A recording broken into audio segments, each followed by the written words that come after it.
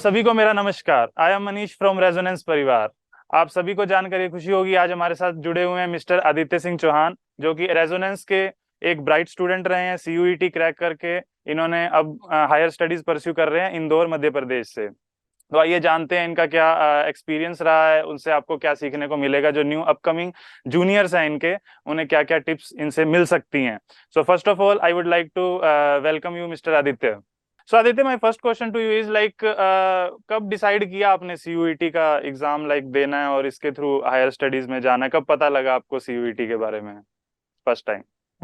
Sir पता तो पहले से ही था क्योंकि बहुत फेमस है सीयूईटी और सारी सेंट्रल यूनिवर्सिटीज आती है इसके अंडर। तो पहले तो मैं जेई के लिए प्रेप कर रहा था, पर ओके जब उसके मतलब दोनों अटेम्प्ट्स मेरे उतने कुछ अच्छे नहीं गए तो ओके मुझे लगा अब दूसरे ऑप्शंस की तरफ देखना पड़ेगा। अब ओके ऑप्शंस बहुत सारे थे, जैसे प्राइवेट कॉलेजेस के भी एग्जाम्स थे, पर चाहिए तो गवर्नमेंट कॉलेज ही था, तो उसके लिए अब बस लास्ट सीयूईटी एक ऑप्शन रह गया था। तो फिर मैंने डिसाइड किया कि सीयूईटी के लिए अब जाएंगे, और फिर मैंने प्रेप उसकी स्टार्ट करी। तो रेजोनेंस के साथ ही प्रेप स्टार्ट करी थी मैंने, और मेनली मेरा फोकस पहले डीयू था, जिसमें सीआईसी डीयू आता है। तो उसके लिए सब्जेक्ट जो रिक्वायर्ड होते हैं वो थे मैथ्स, जनरल टेस्ट और इंग्लिश। तो ओके मैंने मेन फोकस इन्हीं तीनों पे करा था। और जो रेजोनेंस की तरफ से जनरल टेस्ट और इंग्लिश के मुझे टेस्ट प्रोवाइड हुए थे, क्योंकि जनरल टेस्ट और इंग्लिश में कैसा है ना, आप जितने ज्यादा टेस्ट दोगे उतने ज्यादा आपको क्वेश्चंस पता चलेंगे कैसे आएंगे। क्योंकि ओके फिजिक्स केमिस्ट्री मैथ्स तो मतलब पता होता है हमें कैसे आना, और हमने बोर्ड्स भी दिए और हम बाकी एग्जाम्स भी देते, तो आइडिया रहता है। मेनली रहता है जनरल टेस्ट और इंग्लिश कैसे होएगा, तो वो उनका सबसे बड़ी जो हेल्प हुई थी वो रेजोनेंस की तरफ से हुई थी। जितने मैंने टेस्ट दिए थे, मैंने कम से कम पर सब्जेक्ट 15 to 20 टेस्ट दिए थे, जो ओके रेजोनेंस की तरफ से मुझे मिले थे सारे। तो वो सॉल्यूशंस भी मिल जाते थे। तो जैसे जीके के क्वेश्चंस होते हैं, जीके के क्वेश्चंस पता नहीं हमें कहाँ से आ जाएंगे, पर जितने ज्यादा हम करते रहेंगे वो हमारे दिमाग में बैठ जाता है कि हाँ ये एक क्वेश्चन है, ये एक क्वेश्चन है। तो अगर वैसा अगर हमें एक क्वेश्चन भी अगर सीयूईटी के एग्जाम में मिल रहा है तो +5 पॉइंट्स है, तो कुछ अच्छा है, जितने ज्यादा टेस्ट देंगे वो। Exactly exactly. एक्चुअली हाँ। आदित्य, मैं आपको बताना चाहूंगा, मैं खुद डीयू से ही ग्रेजुएशन है मेरा।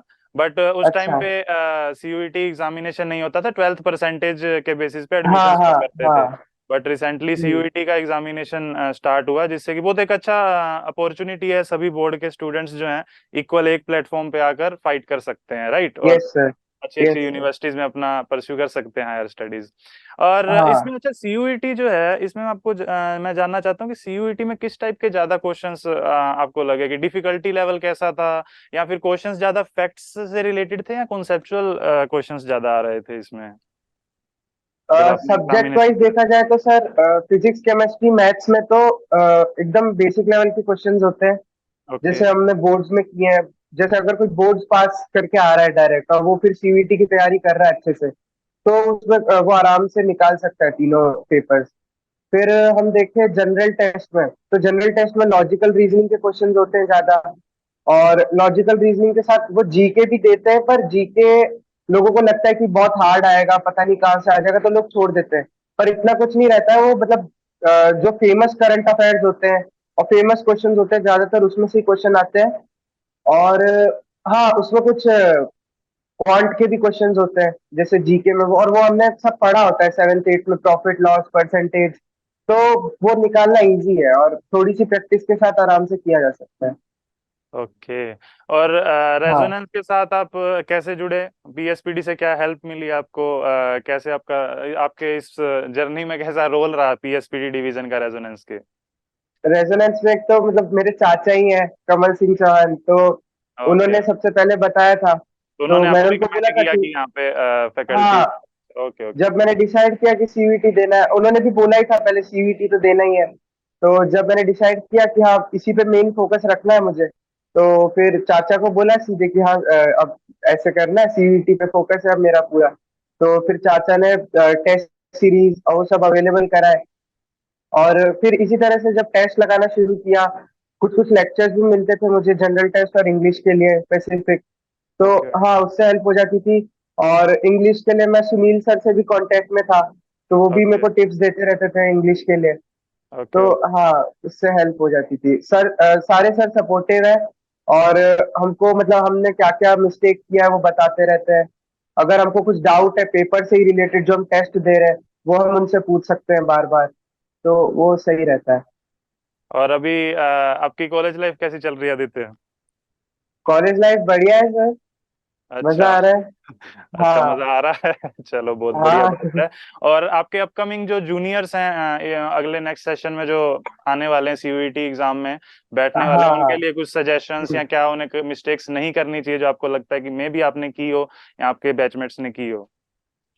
हाँ, तो सीयूईटी के लिए अगर मैं बताऊं तो मेन फोकस, अगर आप पहले अपने आपको आपको कॉलेज कौन सा चाहिए वो आप पता कर लो।